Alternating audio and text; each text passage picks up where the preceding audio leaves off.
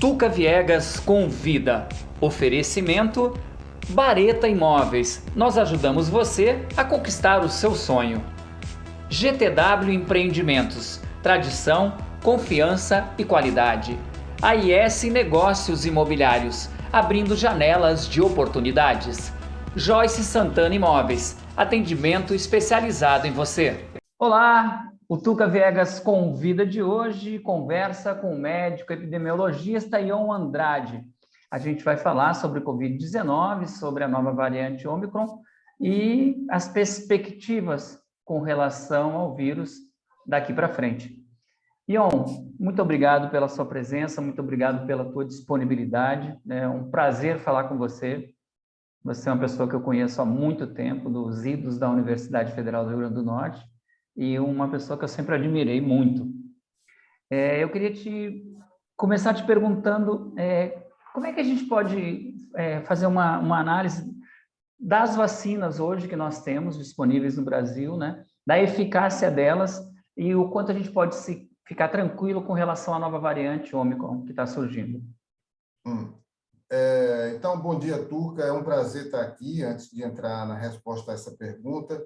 E também quero compartilhar com você a minha imensa alegria de estar podendo conversar com você aqui nesse programa sobre isso, a celebração da nossa amizade. Veja só, essa questão das vacinas, ela é muito simples da gente entender alcance e limites. A vacina contra a Covid, ela vem sendo extraordinariamente eficaz do ponto de vista do controle dos casos graves.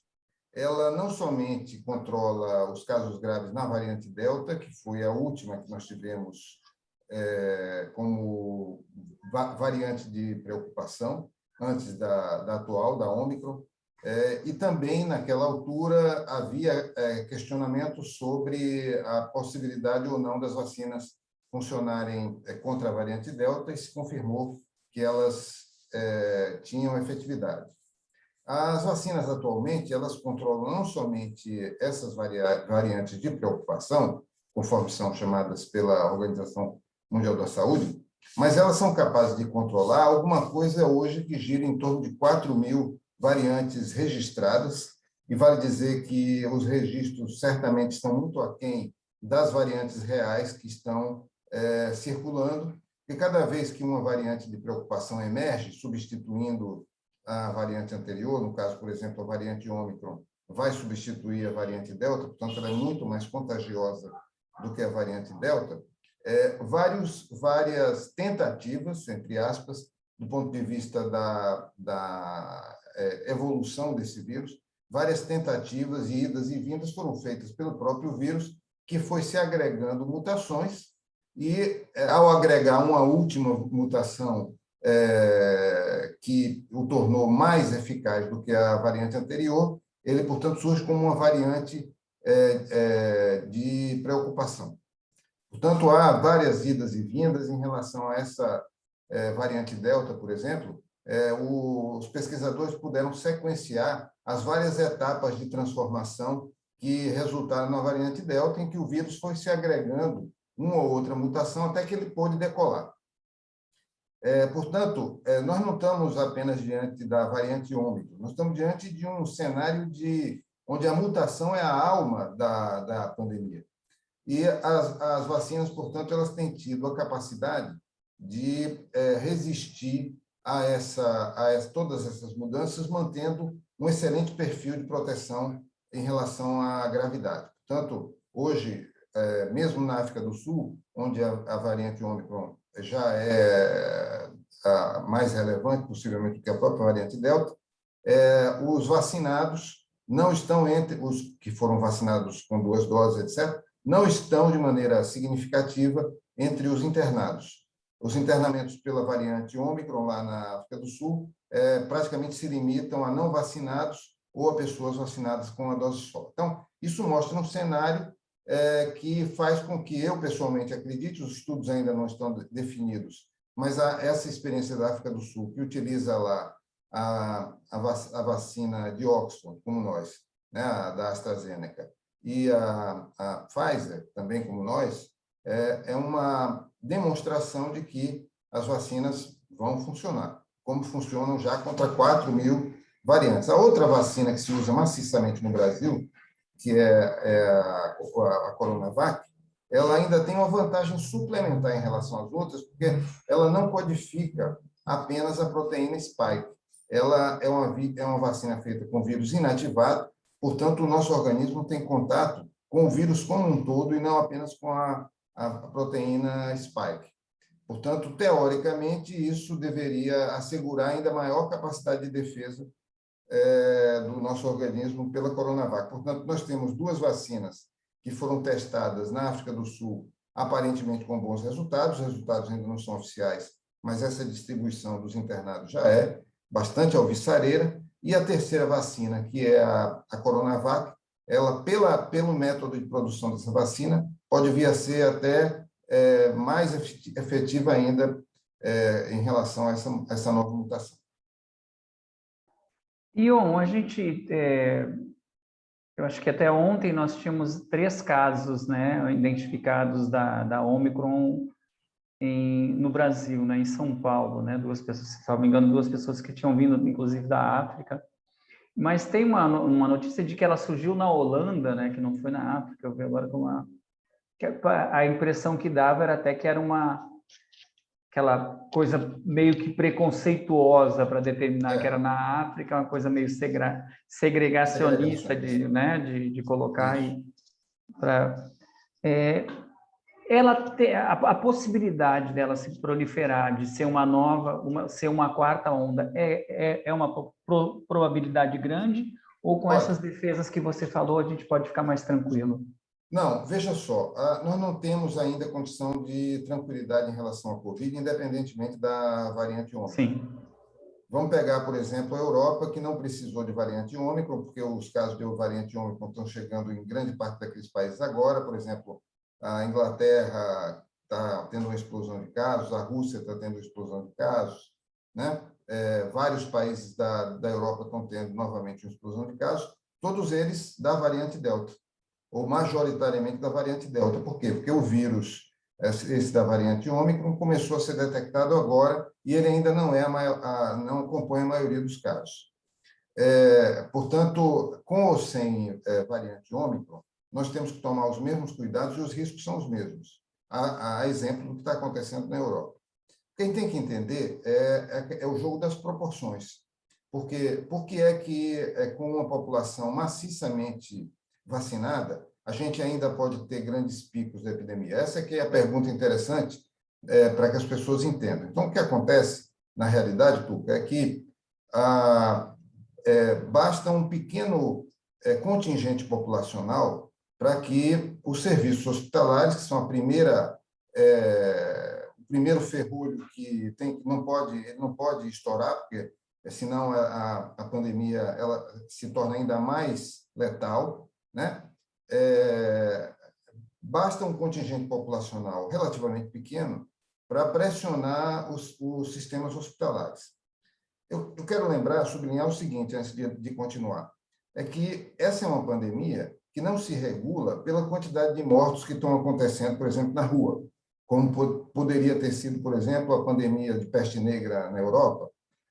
Ela se regula, muitas vezes, sem que a gente nem tome conhecimento, por isso é que tem muitos negacionistas, da gravidade da pandemia no contexto do cotidiano. Por isso que muitos negacionistas, mentindo a valer, conseguiram ter credibilidade. Por quê? Porque muita gente sequer tinha algum parente ou conhecido naquele dia ou naquela semana entre os internados de Covid. Então, a regulação da pandemia, vamos olhar para isso. A regulação da pandemia, ela dispara o sinal de alerta quando você não tem mais leitos para internar as pessoas. Então, esse aqui é o grande pedal de freio. Então, por exemplo, o Rio Grande do Norte conseguiu, e foi o limite máximo, porque depois daí você não tem nem médicos, nem pessoal de saúde para dar conta desses leitos, conseguiu, dentro de um esforço hercúleo, que tem que ser valorizado, né? É um esforço eminentemente da Secretaria Estadual de Saúde, aumentar esses leitos para 500 leitos, aproximadamente, de tratamento da Covid. Portanto, ao chegar perto desse número de internados, tem que se pisar no freio, porque você não pode ultrapassar esse ferrolho. E mesmo assim, o ferrolho foi ultrapassado, houve gente na fila, em filas, as filas começaram a se tornar muito fortes, etc. As pessoas iam para a UPA, etc. Bom, então,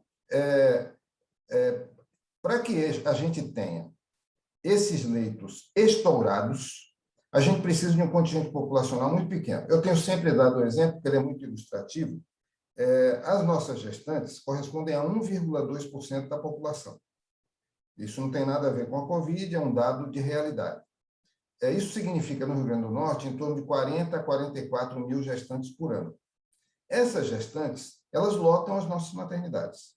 Você não vai a nenhuma maternidade que esteja folgada esperando gestantes. Mas a gente é capaz de passar um dia inteiro, a gente sai na rua, vai no comércio, etc., sem ver sequer uma paciente gestante, não é verdade?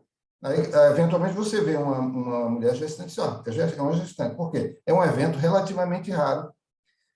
Então, veja só, vamos pegar o quantitativo de gestantes que correspondem a 1,2%, para a gente projetar o que significaria isso se 1% da população adoecesse de uma vez. O que aconteceria? A gente teria, na realidade, 44 mil pessoas adoecendo, das quais 4.400 precisariam de internamento hospitalar, e, portanto, isso, se você multiplicar por 7 dias, 8 dias, que é a média de internamento por Covid, você vai aí alguma coisa entre 28 e 30 mil dias leito, que ao dividir por 500 leitos, que foi o topo da pandemia, você encontra aí, para escoar esse 1% que possa eventualmente adoecer ao mesmo tempo, você pode precisar de 2 meses, com a casa cheia, o topo, ocupando 500 leitos. Então, é preciso a gente entender que, além da vacina, a gente precisa tomar os cuidados para que a epidemia não exploda. Por quê? Porque, em qualquer cenário, nós teremos sempre muito mais do que 1% da população susceptível por razões diversas. Por exemplo, agora nós temos idosos, mais de 200 mil, que precisam fazer a terceira dose. O que significa isso? Que eles são vulneráveis, precisam fazer a terceira dose logo. A terceira dose vai ser necessária para todos nós, porque a memória imunológica da vacina só dura 6 meses. Mas para os idosos, mais ainda. Hoje, os idosos já representam 75% dos internados. É bem verdade que eles são menos numerosos do que eles já foram. Hoje, a gente tem em torno de 60 idosos internados, já foram quase 200 idosos internados. Mas eles são, esse percentual de 75%, para mostrar que eles continuam sendo muito vulneráveis, esse percentual de 75% é o mais alto da pandemia. Por quê? Porque os mais jovens, ao serem vacinados, eles realmente têm uma condição imunológica melhor de enfrentar a doença. Portanto, tem 20 e poucos não idosos internados hoje nos hospitais de Natal, ou seja, um número bastante pequeno que faz com que a população não idosa se sinta segura. Ora, mas esse sentimento de segurança é que faz com que a epidemia possa ganhar um patamar mais alto de propagação e alcançar, pela pressão epidemiológica, os mais vulneráveis. Então, essa é uma dinâmica que a gente precisa ter muito cuidado, porque a sensação de segurança que hoje é real, ela não autoriza uma mudança de comportamento. Ainda. Por quê? Porque nós temos pessoas não vacinadas que serão capazes, do ponto de vista da disponibilidade de susceptíveis, a novamente colocar o nosso serviço hospitalar sob pressão. Né? Então, a gente poderia viver a situação irônica de ter a maior parte da população imunizada e, portanto, protegida das formas graves e tendo que ser obrigados a um novo lockdown, como é o que está acontecendo em alguns países da Europa. Então, as pessoas estão relaxando muito, né? A gente percebe aqui, falando especificamente aqui em Mossoró, a gente vê muitos bares lotados, né? As festas acontecendo, e que todas as festas, né? Todo mundo, os organizadores todos, claro, vão ter as preocupações, as medidas sanitárias, Mas a gente sabe na prática que isso não acontece. Depois do início, né, um já tira a máscara, já não tem o distanciamento.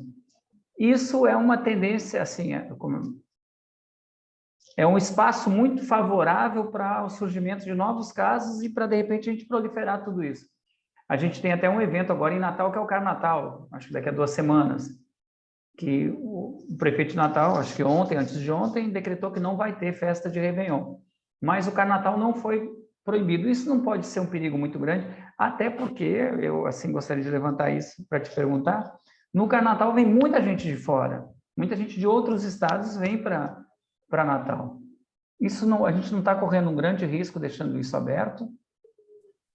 Veja bem, acredito que o risco é inegável, né?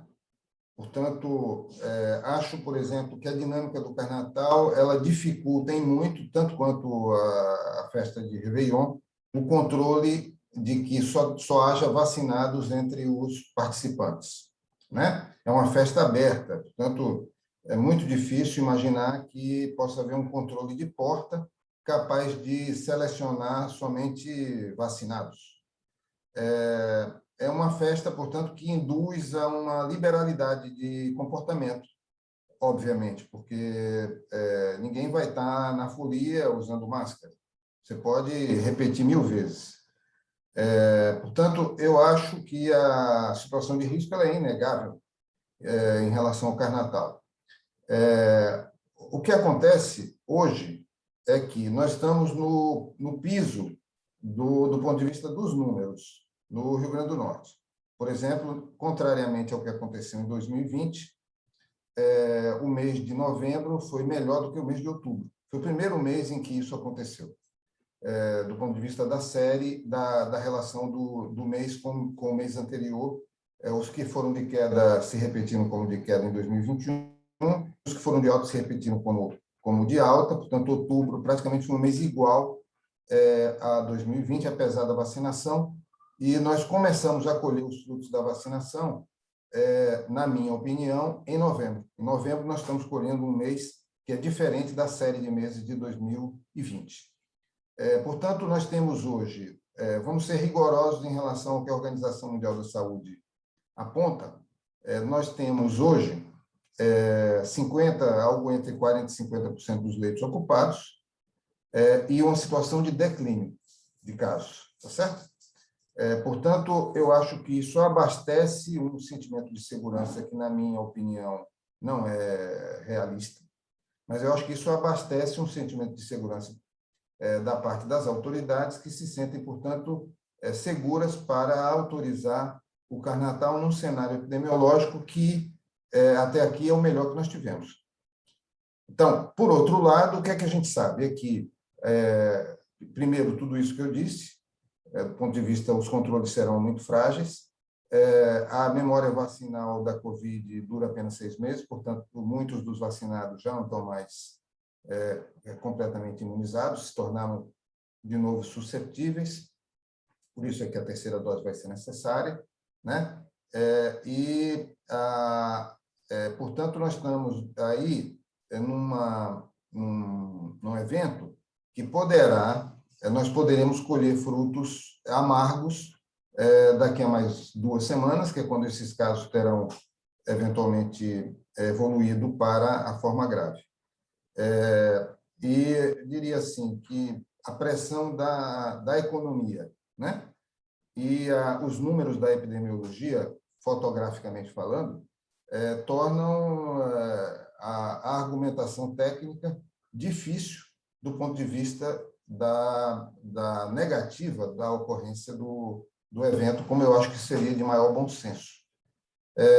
Então, esse cenário ele repete um pouco do que nós falamos, na medida em que os vacinados também têm tido essa falsa sensação de segurança, né? Quando, na realidade, a gente precisa de muito pequenos contingentes populacionais doentes, desde que eles adoeçam todos de uma vez, para colocar o sistema hospitalar numa situação de pressão insuportável, né? Então, é um cenário em que a prudência possivelmente teria sido a melhor opção. E isso vai depender das pessoas, que poderão, por exemplo, fazer a opção de não participar, né? Mas acho muito difícil, num cenário fotograficamente como esse, o evento ser desautorizado. Eu acho que o fato do Réveillon ter sido desautorizado já me surpreendeu positivamente, porque diria assim que, pela primeira vez, eu vi o ente público municipal de Natal tomar uma medida por prudência que poderá, eventualmente, ter consequências econômicas que não são as desejáveis, obviamente, né? Mas acho que marca isso aí uma virada na atitude, na minha opinião, da Prefeitura Municipal de Natal na abordagem da Covid, uma virada positiva que, portanto, acho muito difícil que venha a acontecer para o Carnatal. E o que preocupa também nessa questão do Carnatal é porque as pessoas vêm de vários estados e elas voltam para os seus estados de origem, né? Então, tipo assim, eu venho, contraio e levo. Então, assim, eu vou ser o centro da disseminação. Isso. Né? Lu e Tuca, veja só, o problema que se acompanha disso é o seguinte: esses que vão trazer e vão levar, porque vamos reconhecer que o Carnatal é uma festa de juventude, e não é na juventude que a Covid produz casos mais graves, né? Tanto que hoje a gente tem 21 não idosos internados em Natal, quer dizer, no Rio Grande do Norte, pelos números do Regula RN. 21, quer dizer, é um número muito pequeno, possivelmente o menor número de toda a pandemia, não é isso? Portanto, esses que vão levar e trazer o vírus, possivelmente talvez nem saibam que são portadores, porque já se sabe que parte das pessoas que transmitem não tem nem sequer sintomas. Portanto, eles farão um papel de vetor passivo, né, de uma doença para levar essa pressão epidemiológica para alguém que aí sim poderá desenvolver uma forma grave. É um avô, uma avó, alguém com quem você dialoga, que você nem sabe quem é e talvez não possa sequer ser identificada essa conexão aí da transmissão. Eu acho hoje, por exemplo, que nesse cenário de maior tranquilidade e relaxamento, que eu acho que está sendo protegido pela vacina, eu acho que o número de casos está sendo subestimado. A gente vê 100 e poucos casos sendo diagnosticados por dia. Acho que está subestimado. Por quê? Porque eu acho que muita gente está tendo formas leves de Covid, um resfriado, uma coriza, alguns espirros, e essas pessoas não se preocupam nem sequer mais de fazer o diagnóstico, porque estão vacinadas, sabem que mesmo que seja Covid, isso não vai produzir nenhum caso grave. As pessoas já sabem disso, já estão sentindo isso nos seus ambientes, porque o ambiente mudou, do ponto de vista da notícia de pessoas conhecidas que estavam sendo internadas, etc. Isso mudou e, portanto, eu acho que a gente tem possivelmente a gente esteja vivendo já agora uma epidemia invisível que poderia alterar a tendência a maior, a depender apenas de circunstâncias em que os susceptíveis pudessem adoecer de maneira homogênea ao mesmo tempo, né? Eu acho que é importante as pessoas entenderem isso, porque um belo dia, lá na frente, eu acho que no médio prazo a gente está com tudo isso na mão, a gente vai poder reduzir também essas medidas de precaução. Todos nós estamos fartos, né? Mas certamente não é o momento agora, porque a gente está fazendo conviver uma população vacinada com uma população susceptível, numerosa ainda, e uma vacina que protege contra os casos graves, mas não protege contra a disseminação. Então, é uma sinuca de bico. Como diz meu pai, uma faca de dois legumes. É uma faca de dois legumes. Ion, a gente não tem como ter uma perspectiva no sentido de se a gente continuar no ritmo que nós estamos, né, no Brasil da vacinação, do Programa Nacional de Vacinação, que em meio de 2022 a gente possa ter um percentual que a gente possa conviver com mais tranquilidade, tipo usar máscara quando estiver num ambiente mais fechado, mas normalmente vai poder estar andando sem máscara. E a gente tem essa perspectiva hoje? Olha, eu acho que essa perspectiva, do ponto de vista cronológico, ainda não, mas eu acho que ela está no horizonte do fim de 2022, começo de 2023, a menos que alguma coisa muito exótica apareça no cenário da pandemia. Mas haverá um momento em que todos vão estar vacinados, a vacina vai adentrar também para as faixas etárias mais jovens, né? Alguns estudos já estão considerando segura que ela seja feita em crianças, etc. Portanto, a gente vai ter aí a população toda vacinada e acho que a gente vai ganhar fluxo, se for o caso, se for necessário, da vacinação regular a cada 6 meses ou a cada ano, dentro de um fluxo que vai ter sido organizado.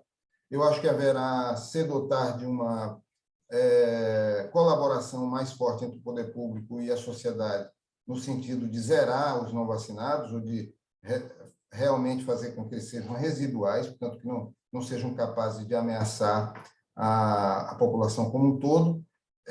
E, portanto, nesse momento, a pressão epidêmica ela terá tocado a um mínimo, que vai fazer com que o não uso de máscara, né, e a volta à normalidade de uma maneira mais completa, não coincida com riscos de repique. Não é isso? Então, eu acho que a gente precisa de resiliência, porque tem um bom caminho pela frente, mas a gente já está vendo a luz no fim do túnel, nós já temos as armas para isso, no caso da vacina, e possivelmente alguns novos medicamentos que comprovadamente estão sendo testados e que podem trazer alento para os doentes, para as pessoas que já adoeceram, né? Algumas empresas como a Pfizer, por exemplo, estão patenteando isso, tem o soro anti-Covid do Butantan, que eu não sei ainda resultados, mas está em testes. Portanto, pode ser que a gente tenha algumas boas notícias para além da vacina, algumas boas notícias também para a terapêutica de doentes, né? Então, a gente terá aí um cenário muito melhor do que o que a gente tem agora, onde a gente só tem a perspectiva e uma boa parte da população protegida, o que não é pouco, mas ainda uma fragilidade muito grande de novos repiques, né? Que são repiques, eu diria assim, de fim de festa, tá certo? São repiques de fim de festa. Eu acredito que a gente está saindo do contexto da pandemia. Portanto, não vejo nisso o fim do mundo. Mas isso pode levar vidas de pessoas, pode adoecer pessoas, pode levar sequelas. Portanto, pode produzir um quantitativo de casos comparável ao que a gente já teve, né? Levar o estresse aos trabalhadores da saúde, às famílias. Então, novamente, mesmo sendo um cenário de fim de festa, ele pode ser tão ruim quanto nós já o conhecemos. Ou talvez um pouco melhor, porque o número de óbitos será minimizado, porque, afinal, a vacinação terá protegido, bem ou mal, uma boa parte dessas pessoas. Mas não é tranquilizador você ter a gente que viu o que é perder tantos amigos, etc., tantas pessoas conhecidas, se condoer com a dor dos outros. Não é um alento a gente imaginar que a gente vai ter tantos casos e os hospitais de joelhos, mas a gente só vai ter um quarto dos óbitos, porque mesmo assim é muita gente. Uma pessoa que a gente perde é muita gente, né? Pois é. Ion, então, recomendação, continuar o processo, o mesmo formato que a gente estava tendo, distanciamento, máscara, uso do álcool, muda alguma coisa? Não, a gente Olha, tem que continuar veja, seguindo a eu acho, cartilha. pois é, eu acho que você sabe aquelas corridas de 10 mil metros, né, que a gente vê nas Olimpíadas. Lá vai o atleta, ele está com a língua de fora, está cansado, alguns já caíram, etc. 10 mil metros, que é um misto entre velocidade e resistência, né? Não é os 40 quilômetros da maratona, também não é os 1.000 metros nem os 100 metros, mas você tem que ser rápido ali, porque 10 mil metros muita gente aguenta correndo forte. E ao fim na reta final, no quilômetro final, os atletas, eles tentam ainda se superar. Eles tentam ainda se superar. Portanto, você tem aqui o heroísmo dos 10 mil metros, é o último quilômetro, quando você vê aquela disputa. Então, o que eu acho é que o poder público e a sociedade civil organizada deveriam se esforçar para fazer um esforço de chegada. É preciso fazer um esforço de chegada. A gente precisa de uma campanha maior que possa impedir a existência de pessoas que não foram vacinadas. A gente precisa de um esforço cívico que inclui a sociedade. A gente precisa de campanhas publicitárias. A gente precisa de disponibilidade de gente no front para que as vacinas não tenham filas intermináveis. Podem, eventualmente, desmobilizar pessoas. Então, eu acho que o que hoje a gente precisaria para proteger a saúde do Rio Grande do Norte, já que as vacinas começaram a chegar em quantidade suficiente, é o grande esforço de chegada, a grande mobilização de chegada, a mega campanha de chegada. O sprint final, mobilizar, né, os esforços de todos. Ao lado disso, manter todos esses cuidados que já se tornaram bem conhecidos, como você colocou aí, né? O uso de máscaras, a higiene das mãos, o distanciamento entre as pessoas, o fato de que, se você vai comer em algum lugar, você deve se alimentar. Enquanto você come, você não precisa usar a máscara, mas uma vez tendo terminado, você coloca a máscara de novo, quer dizer, para reduzir o menor tempo possível de exposição. Então, as duas coisas conjugadas, que é para a gente chegar o quanto antes a essa situação de conforto que vai permitir que nós possamos adentrar numa volta à normalidade, talvez inicialmente ainda vigiada, mas que vai adentrar para a volta à normalidade plena na etapa seguinte. Queria agradecer muito a tua disponibilidade, né? Agradecer os teus esclarecimentos, e dizer que muito bom, né? E você passar essas colocações, né? Todo esse teu conhecimento que você tem, que você acompanhou o processo todo desde o início, né? Você acompanha, você é epidemiologista, né? É a tua área, né? E você sempre demonstrou muita preocupação para que as pessoas ficassem protegidas, né? Para que o Estado agisse, para que pudesse combater o vírus, né, da forma mais eficiente possível. A gente teve muitos problemas, né? A gente teve um governo federal que, infelizmente, não apoiou e continua não apoiando, que é uma tristeza. É inacreditável. É absurdo, né? É uma loucura isso. É inadmissível, né? E, às vezes, inacreditável, mas... Por último, o bloqueio ao passaporte vacinal, que está sendo usado no mundo inteiro, são atitudes irracionais. Inominável. Eu acho atitudes irracionais e insanas. Eu acho que não tem sanidade mental, eu acho que é uma coisa assim absurda. E acho mais absurdo ainda a gente ter um congresso, uma coisa como um todo, que não toma uma atitude que a gente vê que está muito baseada na questão de favorecimentos ilícitos para poder manter e para manter a boa condição financeira. Porque eu acho que condição moral, praticamente todos perderam. Pois é, vídeo orçamento secreto, que acabou de ser proibido pelo STF. Exatamente, acabaram de votar agora no Congresso, né, que não vão nominar quem solicitou as verbas do orçamento secreto também, né? Aprovaram agora, hoje de madrugada. Então, assim, eu estou fazendo besteira, eu assumo que estou fazendo besteira, mas ninguém pode saber. Isso. Votem tão errado que eu não quero ser identificado. Mas votem em mim, né? Ion, muito obrigado, foi um prazer muito grande falar com você. Desejo sucesso, muita felicidade, muita saúde, né? E muita força para encarar essas intempéries aí que a gente passa todos os dias. Eu que agradeço a você aí a oportunidade e o momento da gente poder voltar a dialogar. Um grande abraço. Para você que está acompanhando a gente, aproveite e se inscreve no canal e até daqui a pouco com mais uma entrevista aqui no Tuca Viegas Convida. Tchau. Tuca Viegas Convida. Oferecimento Bareta Imóveis. Nós ajudamos você a conquistar o seu sonho. GTW Empreendimentos. Tradição, confiança e qualidade. AIS Negócios Imobiliários. Abrindo janelas de oportunidades. Joyce Santana Imóveis, atendimento especializado em você.